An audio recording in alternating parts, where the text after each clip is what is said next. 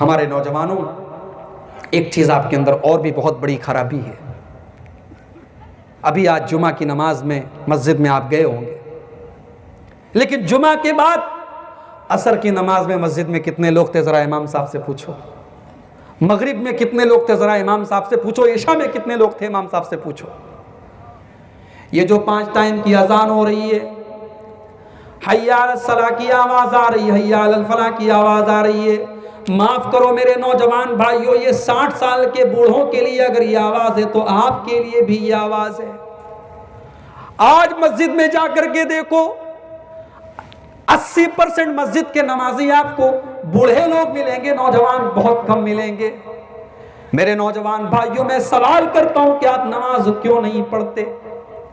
आप ये भी कहते हैं कि हम मुसलमान हैं, आप ये भी कहते हैं कि हम अपने नबी से प्यार करते हैं, नबी से मोहब्बत करते हैं। अरे जिस नबी से तुम प्यार करते हो, जिस नबी से तुम मोहब्बत करते हो, उस नबी को तो नमाज से इतनी मोहब्बत है, इतनी मोहब्बत है कि वो नबी कहा करते थे, जो इलत कुर्रतु ऐनी फिस सलाह, नमाज मेरी आंखों की ठंडक है।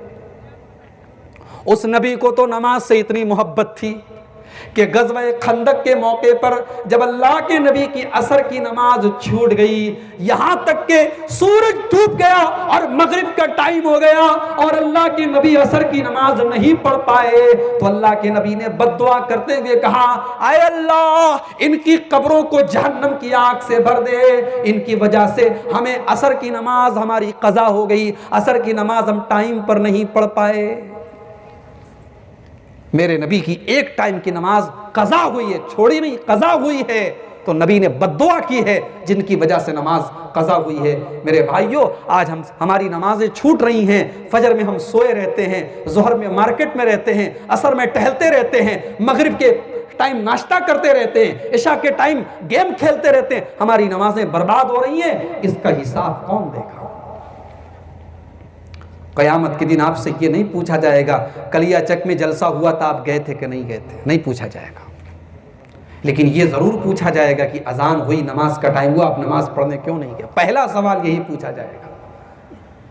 अल्लाह के नबी फरमाते हैं, इन्ना अव्वल मा युहासबु बिहिल अब्दु यौमल क़ियामति मिन अमलिही सलातुहु, पहला सवाल क़यामत के दिन नमाज के बारे में होगा। कुरान का 29वां पारा उठाओ। जहन्नमी जब जहन्नम में जाएंगे तो जन्नती लोग जहन्नमियों से पूछेंगे, ऐ जहन्नमियों, तुम जहन्नम में क्यों गए?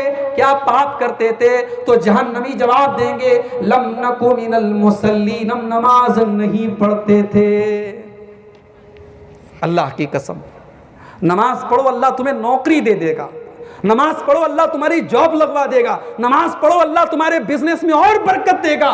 तुम दुकान बंद करके नमाज पढ़ने जाओ, अल्लाह तुम्हारी दुकान में कस्टमर भेज देगा। ये मत समझो मेरे भाई, नमाज पढ़ने से तुम्हारी रोजी रोटी में कमी आ जाएगी। अल्लाह कहता है, वअमुर अहलका बिस्सलाह, खुद भी नमाज पढ़ो और अपने परिवार को, अपने बाल बच्चों को, अपने पत्नी को, अपने बच्चों को भी नमाज पढ़ने का हुक्म दो।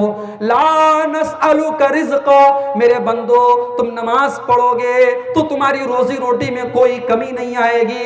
हम तुमसे रोजी नहीं मांगते, नहनु नरज़ुकुका, हम तो खुद तुम्हें रोजी देते। तुम नमाज पढ़ोगे तो तुम्हारी रोजी में कोई कमी नहीं आएगी। नमाज की पाबंदी करो, नमाज मत छोड़ो। नमाज कौन लोग छोड़ते हैं? नालायक लोग। कुरान करीम का 16वां पारा उठाओ, सूरह मरियम की आयतें हैं। अल्लाह ने नबियों का जिक्र करने के बाद कहा कि नबियों के बाद दुनिया में कुछ नालायक लोग आए, और उन नालायक लोगों की पहली पहचान ये थी, फ़ख़लफ़ मिन बादिहिम ख़ल्फ़ुन अज़ाउस सलाता, उन्होंने नमाज को छोड़ा था, उन्होंने नमाज को बर्बाद किया था। हमारे नौजवानों के अंदर एक और खराबी बहुत बड़ी आ गई है, म्यूजिक इन्हें बड़ा अच्छा लगता है। अरे मौली साहब, जब मैं सैड हो जाता हूँ, गमगीन हो जाता हूँ, तो मैं नेहा कक्कड़ के गाने सुनता हूँ, मुझे सुकून मिल जाता है। मैं फलां सिंगर के गाने सुन लेता हूँ, मुझे सुकून मिल जाता है। तेरा दिल मुर्दा हो चुका है। जिस दिल को कुरान की आयतों के जरिए सुकून न मिले, जिस दिल को रब के कुरान के जरिए सुकून न मिले, म्यूजिक से सुकून मिले, वो दिल मुर्दा हो चुका है मेरे भाई। अल्लाह के बंदों के दिल को तो कुरान की तिलावत से सुकून मिलता है। अपने मोबाइल का मोबाइल खोलो और प्ले स्टोर में एक ऐप बता रहा हूं, उसको डाउनलोड कर लो। उसका नाम है नख्तिम, NAKHTIM, नख्तिम। मोबाइल के एंड्रॉइड के प्ले स्टोर में ये ऐप है। मैं गुजारिश करता हूं कि आप सब ये ऐप डाउनलोड कर लें। ये ऐप आपको क्या काम करेगी, अगर आपने ये ऐप इंस्टॉल कर लिया तो जब आप मोबाइल खोलेंगे, मोबाइल की स्क्रीन जैसे ही आप खोलेंगे, स्क्रीन के ऊपर कुरान की आयत आ जाएगी और आप ये तय कर लीजिए कि मैं उस आयत को पढ़ूंगा, उसके बाद ही मोबाइल में कोई काम करूंगा। मुझे यकीन है अगर आप ये तय कर लेंगे तो जितनी बार आप मोबाइल खोलेंगे उतनी बार कुरान की उसके आगे की आयत आएगी।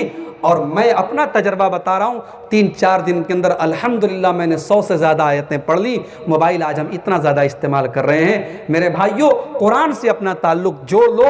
और अल्लाह का फजलो करम है, किसी अच्छे कारी की क़िरात अगर आप सुन लें, उसी मोबाइल पर आप शेख अब्दुल रहमान सुदैस की क़िरात सुन लें, शेख शुरैम जो हैं उन शेख सऊद शुरैम उनकी क़िरात सुन लें, शेख माहिर अल मुअक्किली की क़िरात सुन लें, और एक बहुत अच्छे कारी हैं कारी सिद्दीक मिनशावी, अल्लाह अकबर, इनकी आवाज़ें सुनो तो दिल के अंदर अल्लाह का डर पैदा होता है, दिल को सुकून मिलता है, दिल को चैन मिलता है। मेरे भाई, म्यूज़िक में, फिल्मों में, नाच गानों में तो सुकून मत हासिल करो। और एक बात बताऊं, तुम जब कोई फिल्म देखोगे, कोई सीरियल देखोगे, कोई गाना देखोगे, तो तुम्हें तो ये लग रहा है कि बस हम सीरियल देख रहे हैं, हम फिल्म देख रहे हैं, हम तो नाच गाना देख रहे हैं। तुम आंखों का ज़िना कर रहे हो। अल्लाह के नबी फरमाते हैं, अल-आइनानी ज़िनाहुमन नज़र, आंखों से गलत चीज़ को देखना भी ज़िना है। वल-यदु ज़िनाहल बत्शु, हाथ से गलत चीज़ों को टच करना भी ज़िना है। वल-लिसानु ज़िनाहुल कलाम, ज़ुबान से गंदी बातें करना भी ज़िना है। वर्रिजलु ज़िनाहल खुता, और पैर से किसी गंदी जगह, किसी गलत जगह चल के जाना भी ज़िना है। मेरे भाई, जिस ज़िना को इतना बड़ा गुनाह कहा गया कि ज़िना के करीब भी मत जाओ, उस ज़िना को हम अपनी आंखों से कर रहे हैं। अल्लाह के वास्ते इस गुनाह से अपने आप को बचाओ। मोबाइल का गलत इस्तेमाल करने से अपने आप को बचाओ। बहुत अफसोस के साथ कहना पड़ता है, जिस मोबाइल ने हमारे समाज को कहां पहुंचा दिया है। एक व्हाट्सएप के मैसेज के जरिए ज़िना हो रहा है आज।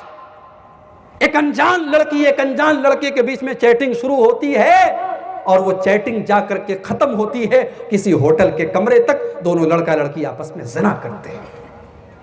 इतना खतरनाक हो चुका है ये सोशल मीडिया और ये मोबाइल जिसका आज हमारा आप इस्तेमाल कर रहे हैं। आप ये मत समझिए कि आप अकेले में जो मैसेज कर रहे हैं, जो देख रहे हैं, जो वीडियो देख रहे हैं, जो फोटो देख रहे हैं,